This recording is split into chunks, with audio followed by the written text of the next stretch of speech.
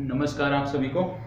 एक नए माह की शुरुआत करने जा रहे हैं और इसमें हम करंट अफेयर्स घटनाक्रमों को विशेष रूप से देखने वाले हैं। 1 से 2 नवंबर के बीच के जो प्रमुख घटनाक्रम हैं उनकी आज बात करने वाले हैं, उनको साथ साथ नोट करते चलिएगा। और इस माह में आपका जो साप्ताहिक घटनाक्रम का प्रोग्राम था, जो इस समय पिछले लगभग 1 माह से आपका रुका पड़ा था, वो भी प्रारंभ होगा। और इस माह से प्रत्येक जो घटनाक्रम है करंट अफेयर्स में विशेष रूप से टू द पॉइंट का जो सेक्शन था उसको भी हम प्रारंभ करने का प्रयास करेंगे।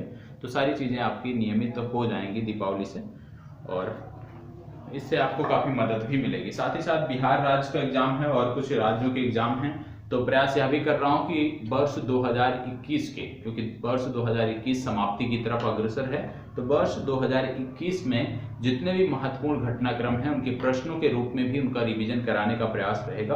वो भी सीरीज बहुत जल्द ही आपकी प्रारंभ होने वाली है। तो चलिए 1 से 2 नवंबर के घटनाक्रमों को हम देखते हैं सबसे पहले। और सबसे पहले प्रश्न यहाँ पे देखने को आपको मिल रहा है, तुर्की से संदर्भित है।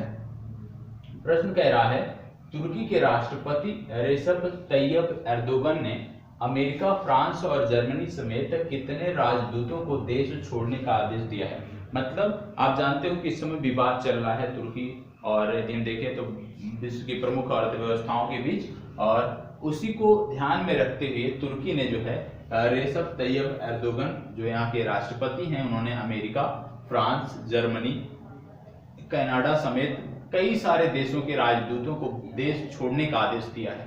तो प्रश्न में पूछा जा रहा है कि कितने देशों के लिए उन्होंने यह घोषणा की है कि कितने देशों के राजदूत जो त्वरित जो है वो तुर्की छोड़ दें। यहाँ पे इसकी बात की जा रही है, तो आपको बताना है कितने देशों के राजदूतों को देश छोड़ने का आदेश यहाँ पर दिया गया। पहला कह रहा है 12, दूसरा कह रहा है 15, तीसरा कह रहा है 10 या चौथा कह रहा है 20। कितने देशों के राजदूतों को देश छोड़ने की बात की गई है आपको बता दें, इसका सही उत्तर है 10।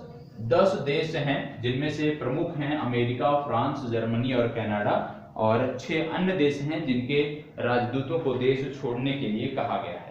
आप जानते हैं तुर्की के राष्ट्रपति हैं एर्दोगन तैयब, ये आपको देखने को मिल रहा है, नाम यहाँ पे स्पष्ट प्रश्न में लिखा हुआ है। और आपको बता दें कि जो तुर्की की सीमा है वो काला सागर से लगती है। काला सागर से बाद यदि हम देखें तो तुर्की की सीमा जो है वो एजियन सागर से भी लगती है। तुर्की की सीमा जो है वो भूमध्य सागर से भी लगती है। ठीक है, तो ये आपको पता होना चाहिए। इसमें से सबसे महत्वपूर्ण आपका हो जाता है काला सागर, क्योंकि काला सागर से जो सीमा बनाने वाले देश हैं वो कुछ गिने चुने हैं और ये आपकी परीक्षा में पूछे जाते हैं। तो इनमें सबसे पहले आता है आपका तुर्की, जो कि काला सागर से सीमा साझा करता है। तुर्की के बाद यदि हम देखें तो बुल्गारिया आपका आता है, बुल्गारिया आप याद कर सकते हैं। बुल्गारिया के बाद आपका आता है रोमानिया, रोमानिया आप याद कर लीजिए। और रोमानिया के बाद आपका आता है रूस, रूस आपको याद करना है। और रूस के बाद यदि आप देखें तो जॉर्जिया और यूक्रेन भी आते हैं। ठीक है, जॉर्जिया और यूक्रेन ये देश हैं जो काला सागर से सीमा साझा करते हैं। इनका नाम आप याद रख सकते हैं, इनकी राजधानियों का नाम आप याद रख सकते हैं, आपकी परीक्षा के लिए महत्वपूर्ण है। काला सागर इसलिए हमने बताया क्योंकि काला सागर जो है वो एशिया महाद्वीप व तुर्की के बीच में स्थित है, ये आपको पता होना चाहिए। मतलब एशिया महाद्वीप से तुर्की को अलग करने वाला जो जल निकाय है वो है काला सागर, यह भी आपको पता होना चाहिए। और यह रीजन बहुत ही महत्वपूर्ण है क्योंकि लगातार वैश्विक संदर्भों में ये रीजन चर्चा में है, तो यहां से संदर्भित भूगोल के भी प्रश्न आपकी परीक्षा में पूछे जा सकते हैं। तो जो भी संभावित प्रश्न हैं या जो भी विगत वर्षों में पूछे गए इस रीजन से प्रश्न हैं, चाहे वो भूगोल प्रदेश से जुड़ते हों या सामान्य घटनाक्रम प्रदेश से जुड़ते हों, उन पर आपको नजरें बनाए रखनी है। ठीक है, चलिए अगला प्रश्न देखते हैं। अगला प्रश्न, उत्तर प्रदेश सरकार ने फैजाबाद रेलवे स्टेशन का नाम बदलकर निम्न में से क्या रखने की घोषणा की है। उत्तर प्रदेश सरकार ने जो फैजाबाद रेलवे स्टेशन था उसका नाम बदलकर क्या रखने की घोषणा की है आपको बताना है। यहाँ पे 4 नाम दिए हुए हैं। पहला कह रहा है फैजाबाद कैंट, दूसरा कह रहा है अयोध्या कैंट, तीसरा कह रहा है रामायण कैंट या राम जन्मभूमि कैंट। इनमें से कौन सा सही है आपको बताना है। चलिए, उत्तर प्रदेश सरकार ने फैजाबाद रेलवे स्टेशन का नाम बदलकर क्या रखा है आपको बताना है। इसमें आप देखें तो एक जवाब यहाँ पे देखने को मिल रहा होगा अयोध्या कैंट। अयोध्या कैंट सही उत्तर है। अयोध्या भी एक रेलवे स्टेशन है जो कि अयोध्या कैंट से यदि हम देखें तो मुश्किल से 5 से 6 किलोमीटर की दूरी पर है और वहीं पर भगवान राम का जन्म हुआ था ऐसा माना जाता है। तो इसका सही उत्तर है अयोध्या कैंट, ये आपका सही उत्तर है, ये आपको पता होना चाहिए। फैजाबाद एक जिला भी है, फैजाबाद मंडल भी बोला जाता है, यह भी आपको पता होना चाहिए। मतलब फैजाबाद मंडल का मुख्यालय भी फैजाबाद है।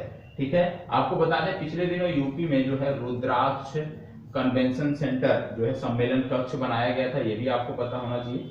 रुद्राक्ष सम्मेलन कक्ष, और रुद्राक्ष सम्मेलन कक्ष जापान की सहायता से वाराणसी में बनाया गया था, ये आपको पता होना चाहिए। साथ ही साथ राजा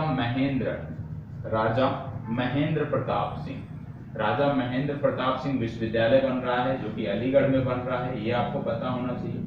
इसके बाद देवबंद स्थान पड़ता है, जो कि सहारनपुर जिले में पड़ता है देवबंद, जहां पे यदि आप देखोगे तो एटीएस के लिए जो है यहाँ पे एक संस्थान बनाए जाने की बात की थी, ये भी आपको पता होना चाहिए। तो देवबंद भी आपको पता होना चाहिए। ठीक है, इसके साथ साथ आपको मथुरा याद रखना है। मथुरा क्यों याद रखना है? मथुरा में भारत का पहला ग्रीन हाइड्रोजन प्लांट लगाया गया है।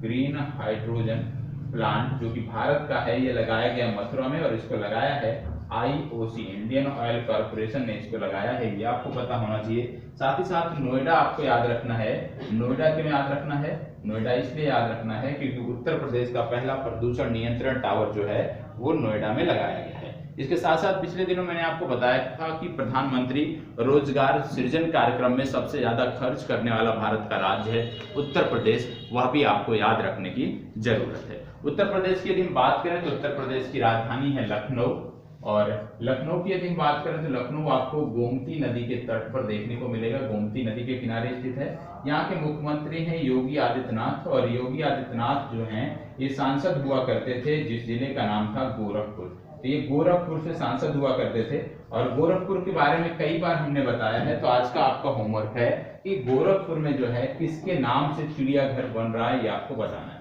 गोरखपुर में एक चिड़ियाघर का निर्माण उत्तर प्रदेश सरकार करा रही है, किसके नाम पर बन रहा है वो आपको कमेंट बॉक्स में बताना है।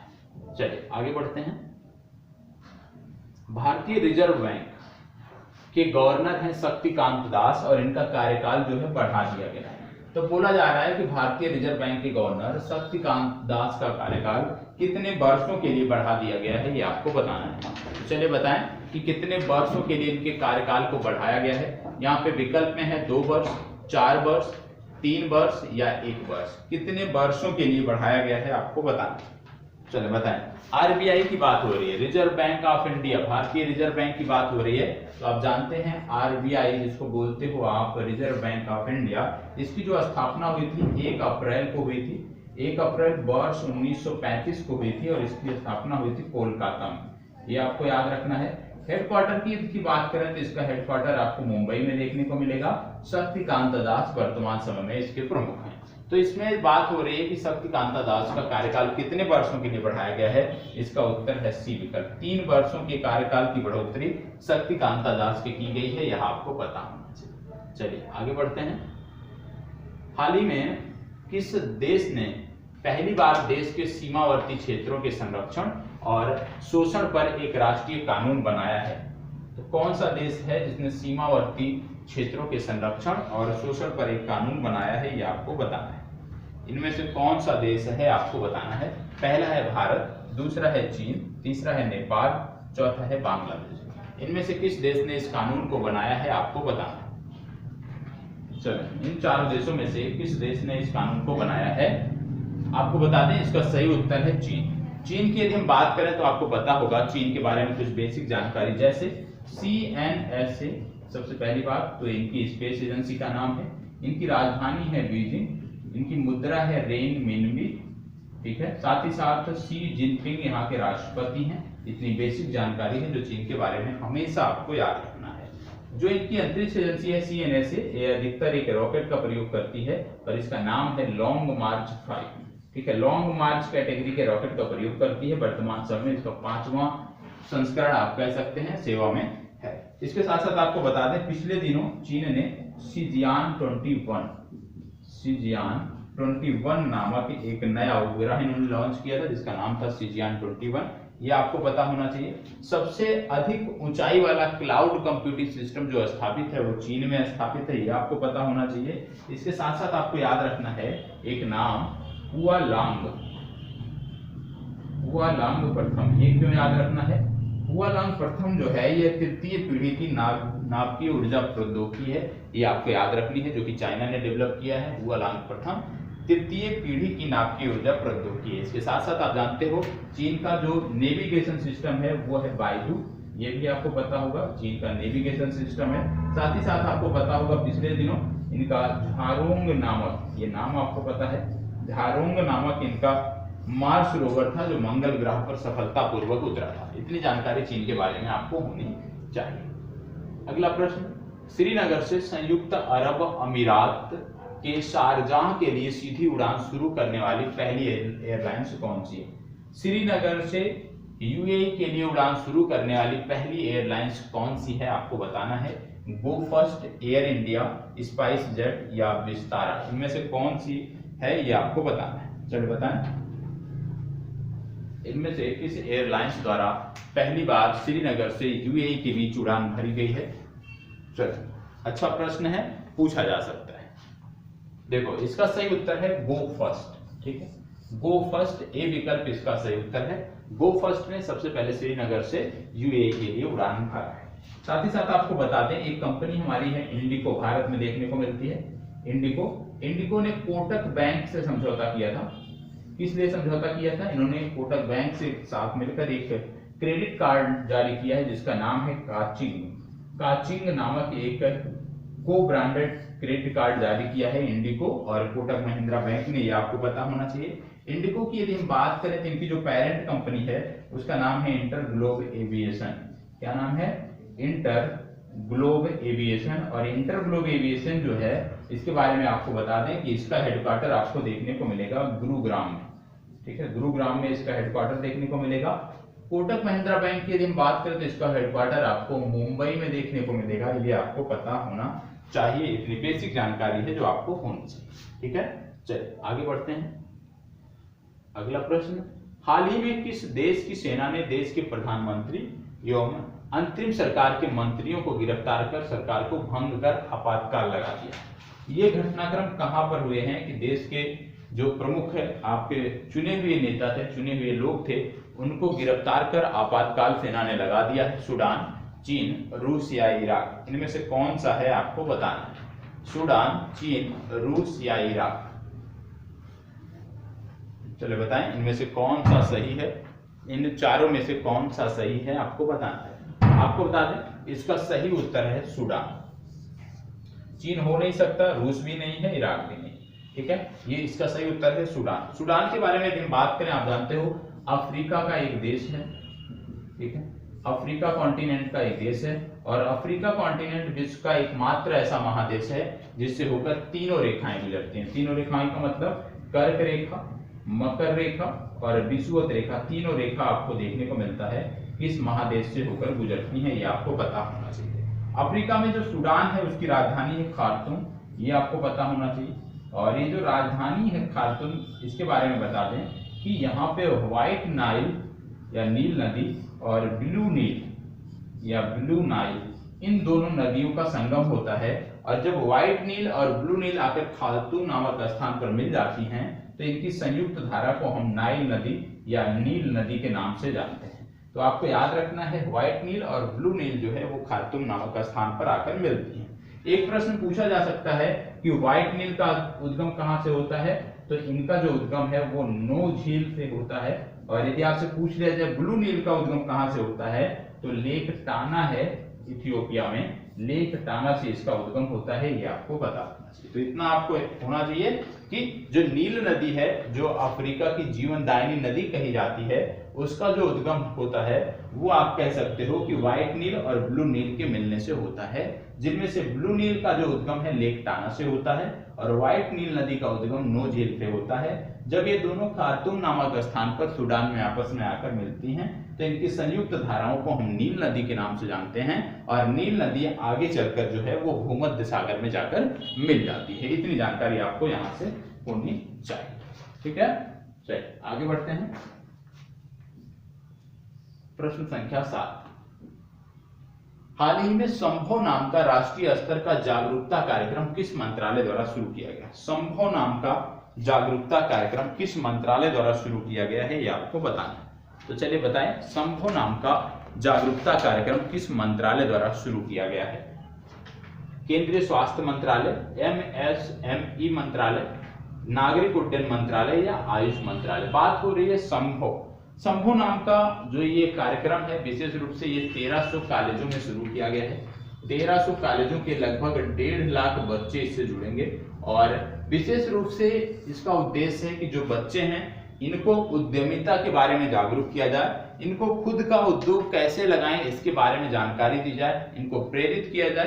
कहने का मतलब है स्व उद्यमी इनको बनाने के लिए प्रेरित किया जाए और उसी के लिए ये जो कार्यक्रम है ये MSME मंत्रालय का है। इसका सही उत्तर है बी विकल्प, MSME मंत्रालय। और MSME मंत्रालय की बात करें तो इसका मंत्री जो है यह है नारायण राणे, वर्तमान समय में MSME के मंत्री हैं, ये आपको पता होना चाहिए। तो इसका उत्तर क्या है, MSME मंत्रालय। और आपको बता दें प्रत्येक वर्ष 27 जून को MSME डे मनाया जाता है, यह भी आपको पता होना चाहिए। श्रव्य दृश्य विरासत के लिए विश्व दिवस कब मनाया जाता है?